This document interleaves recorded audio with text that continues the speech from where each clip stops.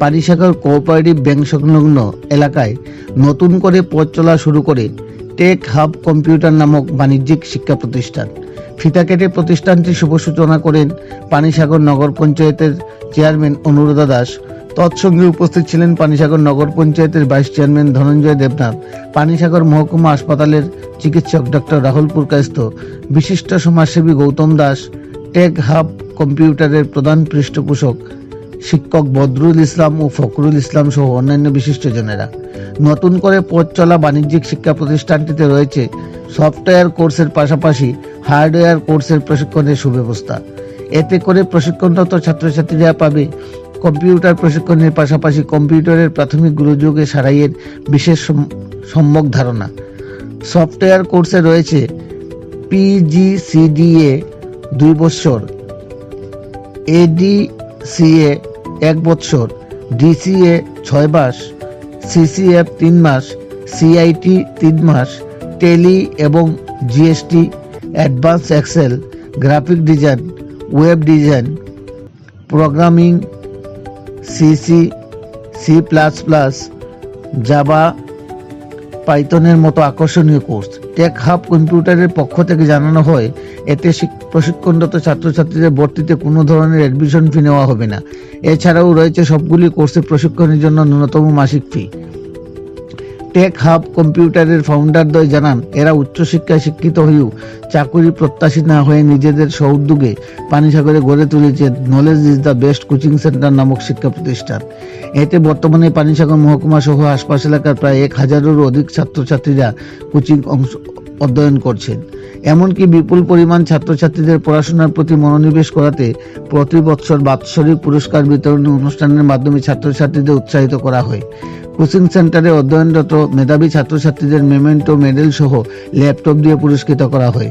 আগামী দিনে মেধাবী ছাত্রছাত্রীদের স্কুটি দিয়ে পুরস্কৃত করার ঘোষণা দেয় শিক্ষকদ্বয়।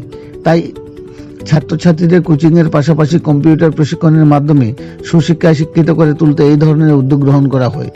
পানিসাগর মহকুমা সর্বপ্রথম সফটওয়্যারের পাশাপাশি হার্ডওয়্যারের কোর্স প্রশিক্ষণের মাধ্যমে চালু হওয়াতে প্রশিক্ষণরত ছাত্রছাত্রীদের কম্পিউটার প্রশিক্ষণের ক্ষেত্রে আমূল পরিবর্তন সাধিত হবে বলে অনুমান করছেন ছাত্রছাত্রী সহ শিক্ষক অভিভাবক মহল। পানিসাগর থেকে নিজস্ব প্রতিনিধি রিপোর্ট, শ্যামলী ত্রিপুরা। পড়াশোনা করে চাকরি না করেও যে সমাজের জন্য কিছু করা যায় ইচ্ছা থাকলে, সেটার উদাহরণ ওনারা তৈরি করেছেন। ওনারা যে knowledge is the best coaching সেন্টারের মাধ্যমে এই এরিয়ার অনেক স্টুডেন্টকে তারা জ্ঞান বিতরণ করে যাচ্ছেন।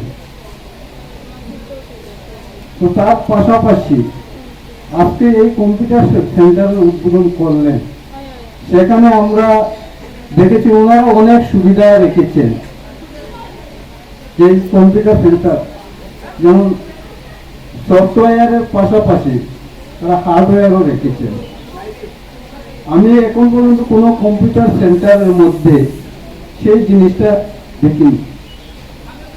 যারা কম্পিউটার শিক্ষা নেন তারা শুধুই কম্পিউটার শিখান, কিন্তু তারা পাশাপাশি সেই যে হার্ডওয়্যারের ব্যবস্থাও রেখেছে। অর্থাৎ এখান থেকে যারা শিক্ষা নেবে তারা ভবিষ্যতে যে কম্পিউটারের ছোটখাটো যে গোলযোগ হয় সেটার জন্য বাইরে কোথাও যেতে হবে না, তারা নিজেরাই ঠিক করতে পারবে।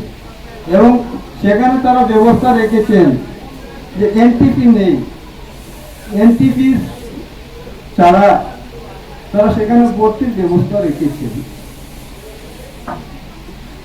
তো আজকে বর্তমান সমাজে দাঁড়িয়ে, আগে এখানে ডক্টর রাহুল দাস পুরকায়স্থ আলোচনা করে গেছেন যে আমাদের সময় এবং বর্তমান সময়ের কথা উনি আলোচনা করে গেছেন। আগের দিনে সেই সমস্ত ব্যবস্থা ছিল না, কিন্তু বর্তমান যুগ যেটা, সেটা হচ্ছে স্মার্ট ওয়ার্কের যুগ। অর্থাৎ হার্ড ওয়ার্ক এবং স্মার্ট ওয়ার্ক।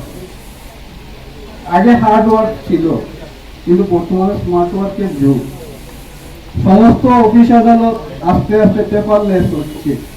অর্থাৎ আগে পেপারের প্রয়োজন পড়তো, বর্তমানে আর পেপারের প্রয়োজন পড়ে না। সেই পেপারলেস সমস্ত অফিস আদালত আস্তে আস্তে হচ্ছে।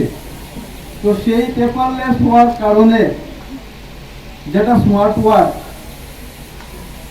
তার জন্য সেই কম্পিউটার শিক্ষা বর্তমান যুগে প্রত্যেকের প্রয়োজন রয়েছে, একান্ত প্রয়োজন রয়েছে সেই কম্পিউটার শিক্ষা।